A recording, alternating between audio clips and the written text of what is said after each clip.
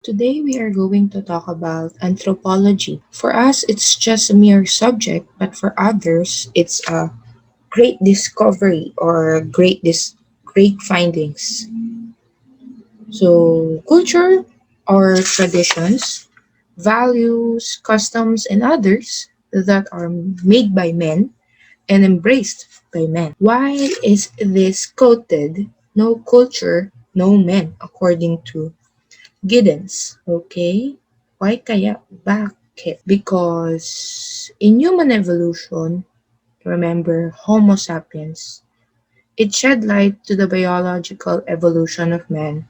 And this is one of the main subjects of anthropology.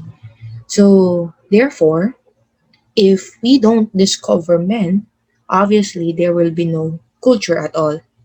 Because this notion or this perspective makes us humans. It's not just museums, artifacts, bones, fossils, etc. that makes us humans, but anthropology deals with language, family, culture, and others like religion. Here, it's the science of humanity because it is the discovery of humanity, which is anthropology. Okay, there. So the anthropology is considered as the past, how humans group in the past and how humans developed in the past. Who am I? So sino ka? So according to this question, we are like actors. Do you agree that we play different roles in different societies na kailangan nagpa-follow ka ng rules and regulations just like a script, 'di ba? So, what is this nature and nurture debate? So, an example would be you grew up in the States, no? And then you are born with a family of Filipino. So, which is which? Your nature or your nurture? Because when we talk about nature, this is the environment or the society that shapes you, while the nurture is your genes coming from your family. So, which weighs heavier? Your nature aspect or your nurture aspect in terms of embracing yourself? Okay? Another example would be your physical characteristics. It affects your kind of culture. Okay, so example, universal. So this will fall on nurture. We have lips, ears, eyes, mouth, and nose. But for nature, which falls in cultural aspect or the environmental aspect, some ethnic group drills holes to their lips as support to their ornaments. So malalaki yung kanilang mga nilalagay na like earrings, no? Pati yung mouth nila is may mga earrings or ornaments that they have. Therefore, our self is a makeup of biological factors as well as cultural factors, right? Next is we have ethnographic investigations or cultural variations. So how do we have these investigations? So we have this through interviews, immersions that cultures are very diverse. They differ from one another. Therefore, we respect one another. How about this one? Self-based on continuous understanding. Of course, why self-based? Because you yourself will unlock the mystery behind your culture. It's like self-discovery at its finest. Like for example, exploring the culture of the Cordillera because you will study there. So self-based. Next one is what makes us Filipino? Bakit tayo Filipino? Is it because of our belongingness relating to the Philippines, membership, citizenship, or what? Siguro by state, yun nga, nakalagay sa birth certificate natin. Ang mother and father natin, Filipino sila. We are born in the Philippines and holder tayo ng Philippine passport. And these are examples according to laws, right? How about physical aspect? We have Ango, Moreno Moreno. katamtamang tangkad. But what makes us Filipinos? Some foreigners who are Filipinos by heart. But how? 'Di ba? May mga foreigners na they say we are Filipino by heart because we eat adobo and sinigang. Pero bakit? Why or what is the made up makeup of a Filipino? It's because through the responsibility to live in our nation by cherishing and protect our values by saying po and opo, respecting our elders, and we are able to adopt and accept the treasures that we have as Filipinos. So what are those treasures? So ito yung mga proud tayong sabihin na I am a son, I am a daughter of a farmer, I am a son and a daughter of a fisherman. That is our makeup as a Filipino. Next is we have here the definition of this word. So through this culture, we can identify that we are a kabayan to one another, a Filipino to one another. And anthropologist claims that culture shapes our personal identity or the self because that is our roots. But how? With the kinds of books, foods, clothing, music, dance, and others, or other cultural aspects. It affects the way we think, we feel, and how do we behave in the society. One aspect of culture is, or the most fundamental aspect of culture are the symbols, right? You can identify oneself through non-verbal cues, 'di ba? Minsan nga pag nagtuturo tayo ng ibang tao, we don't use our fingers but we use our lips to point out something, right? And sometimes instead of what do you call this one? Instead of waving, like waving hi or waving hello, we have this mano in terms of our respect in our elders. So symbols play a major role in terms of our cultural aspect, the non-verbal cues. Who the person is the question that makes up the qualities of who you are. What makes you differ from that other persons? What is your quality na wala dun sa isa? What makes you unique?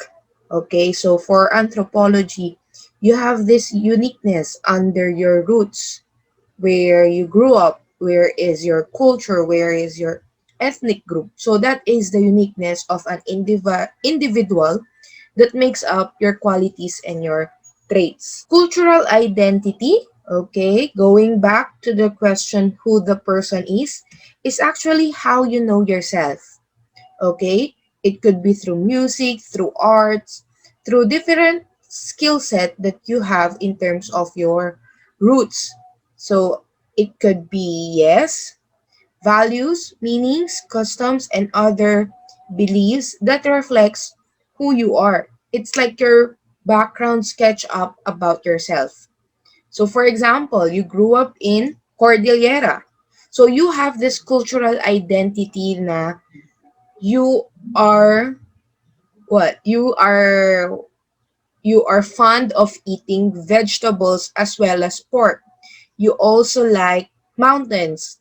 You have this stature of or a build of bulkiness because of hiking the mountains and so on and so forth. So that is how you identify your roots or your backgrounds in terms of cultural identity. How about this ethnic identity? So pointing out the sameness of the self with others. So in terms of cultural identity, this is who you are.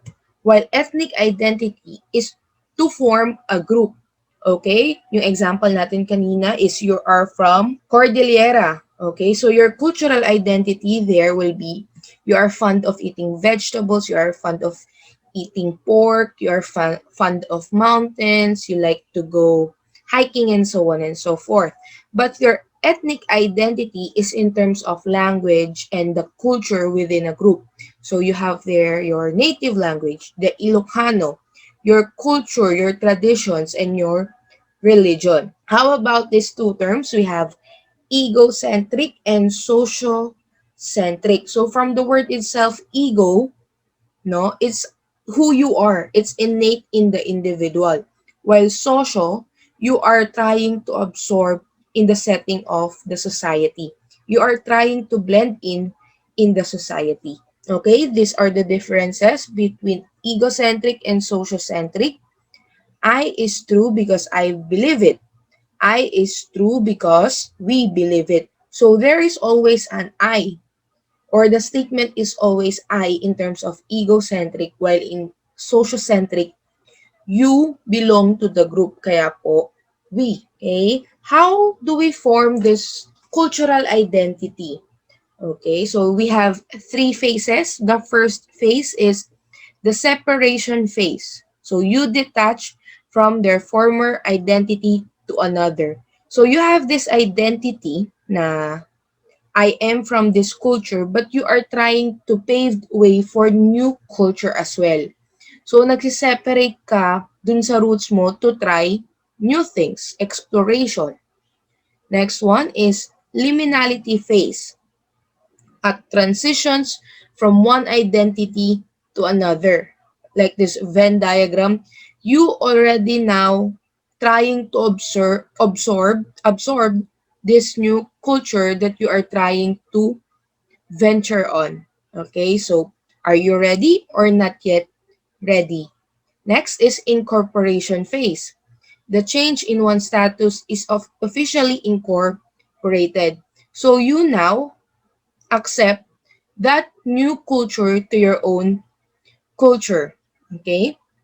An example would be if you're from Pangasinan and you're trying to study in Baguio, so you will have there a separation phase, detaching your identity to another. So your Pangasinan culture will now be blending in with the Baguio culture. Okay? Next is the second phase, the transition. So from Pangasinan dialect to Ilocano dialect. Okay, then the incorporation phase, you're now trying to incorporate the dialect as your own dialect too. Okay, so that is how you form your cultural identity. How about the properties? So we can also identify the properties of cultural identity. So we have 7. Okay, for the first property of cultural identity, we have a vowel and ascription. So a vowel is how you articulate or express the views of about the group identity. It's about how you present the word. From the words itself, a vowel is having vocals of the words, vocality. Next is we have ascription. It's how the individual perceived the words or the sounds of the words. Okay? An example would be string beans. For Tagalog, it's sitaw. Okay? For Pangasinan, it's utong. Okay? So, how you articulate the word. So, you use the word utong in a sentence. Okay? It's kind of matigas, di ba? Utong, okay? And then the ascription would be different from the Tagalog, okay? So that is how cultural identity will come in terms of communication. Magkakaiba in terms of the dialects and how and the tone of you are using. An example again would be saying the word itlog. Okay? So for some, they have the T word in itlog. But for Pangasinan, they say it as itnol or itnol. Okay? So that is in terms of a vowel. And then yung ascription doon is how you understand the word. Next is we have the modes of expression. In terms of modes of expression, dito papasok yung symbols of nonverbal cues. Okay? Yung expression natin in terms of our faces on how we demonstrate in terms of particular group, the names, and the norm. So it's more on the facial expressions or the behaviors you express to that individual or group. Next is we have individual, relational, and communal identity. Okay, so for some, individual, like what we've discussed, is about cultural identity. Relation is about how you relate your culture to another culture, and communal will be grouped according to ethnic identity. Yun nga, yung mga rituals, celebrations, activities, and so on and so forth. Next is the enduring and changing aspects of identity. One property of cultural identity is to accept that there are social, political, economic, and contextual changes in our society. So, nag-evolve din yung ating culture. It needs evolvement. Like for example, in these times of pandemic, nagkakaroon tayo ng changes in terms of how we celebrate Halloween, in terms of celebrating Christmas, in terms of celebrating birthdays and other occasions as well. Next is we have the ABC of identity: affective, behavioral, and cognitive. So it is in terms of emotions of your identity in a particular situation. How are you attached to that cultural identity? Sobra ba or hindi?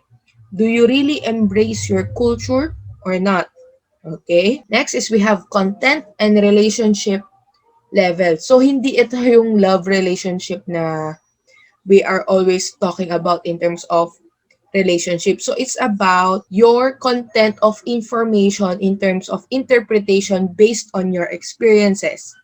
Okay? And the relationship is how meron pa ring interaction but in terms of the level of closeness, the level of trust to that one person or another. Because sometimes, kapag magkaparehas yung culture natin, we have this sense of belongingness na, okay, maiintindihan niya ako. So, sense of closeness and the level of trust is there. And then yung content is more easy access, kumbaga, because you have the same pananaw in terms of that information. Next is we have salience or prominence. So, what is this one? So, in terms of salience, a situation refers on how a person's cultural identity stands out and attracts attention, while prominence shows a strong involvement in an identity. So, in terms of salience, you are pertaining how you are proud in terms of your identity. Okay? Proud ako na I'm from this place. Okay? While prominence is showing an involvement. Okay, I'm proud, but I would like just to be involved, not to brag about it. Okay, so we have there the similarity between two individuals, okay? But they have the same cultural identity stance. Okay, so that's it for our anthropology discussion. And I want to end our discussion with this quote: anything that our past self has done, our present self can do better. Okay? We can always look for the past, for our past self, but we can mend it to our future self by doing better and by doing what is best.